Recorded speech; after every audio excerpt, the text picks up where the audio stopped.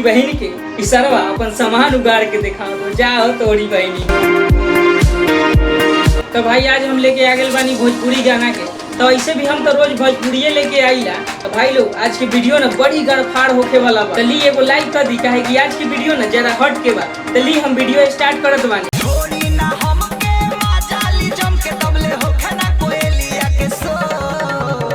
का कहत बड़ा सा छोड़ी ना हम के मजा ली जम के एकरी बहिन करा के सरवा सके हम पकड़ के कथी मजा ली हो भाई तूहे लोग बतावत कि सरवा कहत बा छोड़ी ना हम के अब मजा ली जम हो भाई तो पूछो ना अभी आगे देख काका होत बा। छोड़ी ना हम के मजा ली जम के तबले होखे ना कोयलिया के सो सुनला है सरवा का कहत बा सरवा सर काका कहत बा हमरा तो बम से मार देता न जाने सरवा से काका करी तूहे लोग सोच अल्लाह है आगे देख भाई रे दबले रही राजा मोर जबले होके नहीं भोर दबले रही राजा मोर जबले होके नहीं भोर लई एकरी बहिन करा के ई सरवा मरद ह कि मौगी ह हमरा तो कुछो समझे में नहीं खेया ई गावत मर्दा आ कहत बा जबले रही राजा भोर ई काका होत बा हो भाई लागत ई सरवा से के बात सुन के पगलाइए जाए हम ई बहन चोरवा से हमरा रांची भेज के छोड़ी। हां कितना दिन से परती बावे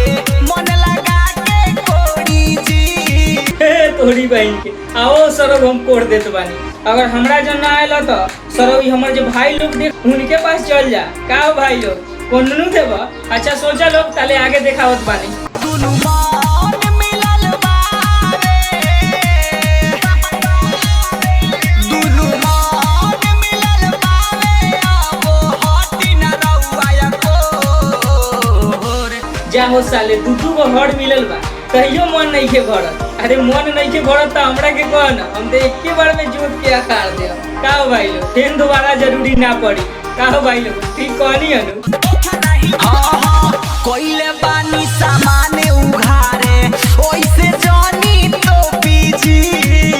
एकरी बहन के इशारा अपन सामान उगाड़ के दिखाओ जाओ तोरी बहनी तोपे वाला के माना करे तोरा जाओ सरौ बेलवा तोरी बहन करा के परदेसी पिया आलम विकास ओही में अमूरी घोपी जी जाओ तोरी बहन के परदेसी सामान उधार क के अंगुरी छोपवावत बा एकरी बहिन के ई सरवा सब न उजे ई सरवा सब काका गावत बा जाहे भगवान कि तू हमरा के काका सुनावत बाड़ा लागो लागी बाबू ताई रउआ लागल आगी बाबू ताई रउआ ओइसे न दीही छो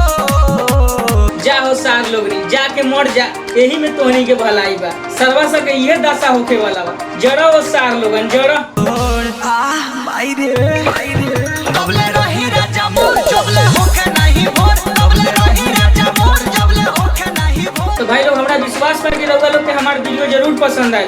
अगर पसंद आए तो एगो लाइक जरूर कर दे अगर रउआ लोग ई चैनल पर नए बानी तो सब्सक्राइब करके बेल आइकन को प्रेस करल ना भूलब ताकि ई प्रकार के वीडियो ना हमरा चैनल पर रोज अपलोड होकेला टेंशन ना ले हम बिंदास शेयर करम। तो भाई लोग हमार वीडियो बनावे के मकसद रउआ लोग के एंटरटेनमेंट करावल बा एकरा के दिल पे ना ले हम हंसी मजाक में उड़ा दे। अब फिर मिलम हम अगला वीडियो में बाय बाय।